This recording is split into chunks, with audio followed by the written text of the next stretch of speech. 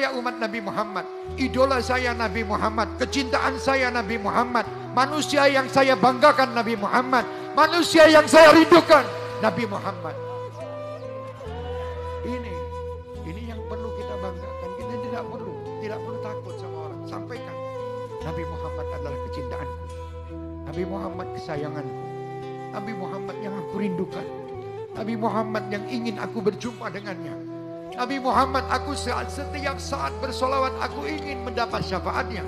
Sampaikan. Tak perlu kita kecil hati. Jangan kita kecil hati, wahai umat Nabi Muhammad. Kalian mempunyai pemimpin Muhammad sallallahu alaihi wasallam, nabi yang sangat amat dicintai oleh Allah. Nabi yang dilahirkan oleh Allah di muka bumi ini sebagai pembawa rahmat.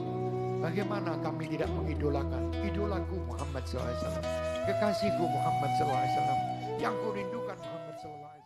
Bahwa kebaikan selalu Allah simpan di balik suatu kesulitan. Itu selalu kayak gitu. Sehingga ketika kita mendapatkan kesulitan, kita langsung aware bahwa oh berarti Allah mau ngasih kebaikan nih setelah ini. Ketika kita mendapatkan satu ujian, kita langsung sadar oh berarti akan ada kebahagiaan setelah ini. Ketika kita mendapatkan rasa sakit, kita langsung ngeh, oh ada rasa bahagia, ada rasa senang setelah ini. Sesungguhnya bersama kesulitan ada kemudahan. Dan Allah juga mengatakan di dalam ayat yang lain, wabasyiris sabirin, sampaikan berita gembira kepada orang-orang yang bersabar di masa-masa yang sulit. Makanya ini sebuah sunnatullah, hukum yang Allah buat dan tidak akan Allah ubah. Intinya ketika kita yakin bahwa kesulitan itu pasti akan ada kemudahan di baliknya, kita akan menerima kesulitan itu dengan rasa bahagia. Kita akan merasakan rasa pahit itu, rasa sakit itu dengan perasaan senang. Kalau anak kita sudah gadis tidak pakai jilbab, bisa dibayangkan bagaimana sengsaranya bapak nanti dikubur. Kalau sampai sekarang anak kita tidak tahu ngaji, asam tidak tahu ke masjid, bisa dibayangkan bagaimana seksanya kita dikubur nanti. Tapi kalau sekarang anak kita masih SD sudah tutup jilbab, sudah tutup aurat. Anak kita malam Jumat semua kumpul di rumah baca Yasin sama-sama. Anak kita Ramadan berjamaah di masjid, harapan itu Pak, bapak sudah kaya insya Allah dikubur. Demi Allah, ibu bapak wafat, anak senja pengangguran, Allah tidak persoalkan. Ibu bapak meninggal, anak tidak punya kerja, Allah tidak marah. Tapi ketika anak bapak tidak pakai jilbab, anak bapak tidak tahu sholat, anak bapak tidak tahu rasa malu jadi anggota DPR tapi koruptor, maka bapaknya dicari. Mana bapaknya ini? Mana orang tuanya? Kok bisa anaknya seperti ini? Hati-hati Pak. Bapak tidak usah cemas soal masa depan anak. Yang perlu bapak ibu khawatirkan adalah anak kita wafat tidak tahu sholat. Auzubillah min dzalik. Setelah orang tua itu tak ada, barulah kita rasa dunia ini hampa. Tak ada guna. Duit itu tak ada gunanya, mobil itu tak ada gunanya, rumah itu tak ada gunanya, apapun tak ada gunanya. Nanti setelah dia tidak ada, barulah kau cari mana kain yang pernah dia pakai dulu, mana sajadah yang dulu dia pakai waktu sholat, di mana dia dulu sering duduk. Bekas tempat duduknya aja pun bisa menghilangkan duduk. Quran yang dia baca dulu, lengkap dengan rehalnya. Bangun kau tengah malam, kau bentang sajadah, duduk kau di situ, kau buka Quran yang dia baca dulu, hilang rindu. Tapi setelah dia tak ada, makanya mumpung dia masih ada, ciumlah tangan, peluklah tangan, ciumlah tangan. Kalau kau ada duit, kirim. Karena sampai masanya nanti duit yang banyak itu tidak ada gunanya. Itulah orang yang marah. Orang kalau marah kepada siapapun, walaupun dia sudah memaafkan dan saling memaafkan, tetap bekas itu masih ada. Oleh karenanya, wahai anakku, janganlah kamu itu biasa marah. Karena walaupun kamu dimaafkan oleh ayahmu, dimaafkan oleh teman-temanmu, tapi bekas daripada marah itu masih ada.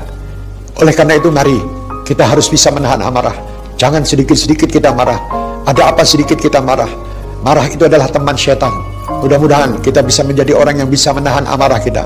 Kita kalau melihat ada kesalahan, kita boleh menegur, bukan dengan marah. Tegurlah segala sesuatu dengan kasih sayang.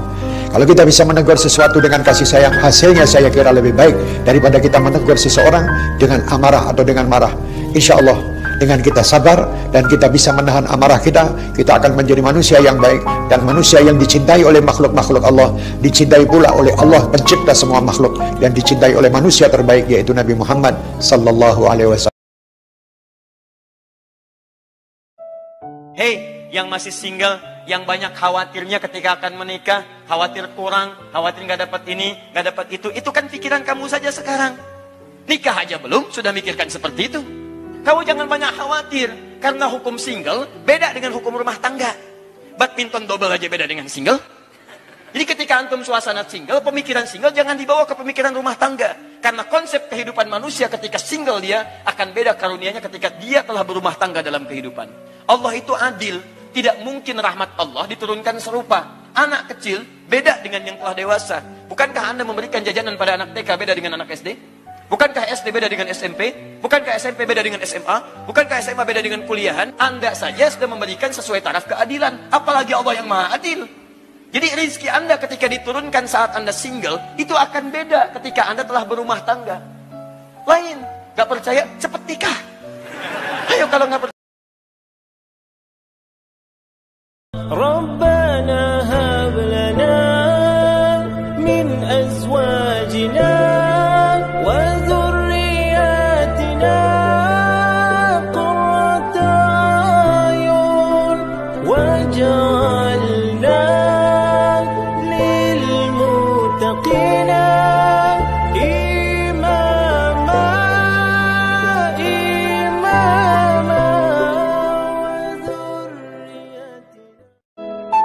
Allah itu sangat pengen dekat sama hambanya, itu Allah.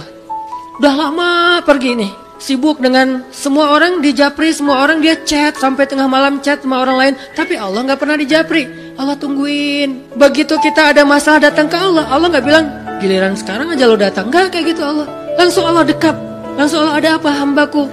Hal min haja, apakah kamu butuh sesuatu? Hal min taib, apakah kamu mau diterima taubatnya? Hal min mustaghfir, apakah kamu mohon minta ampun?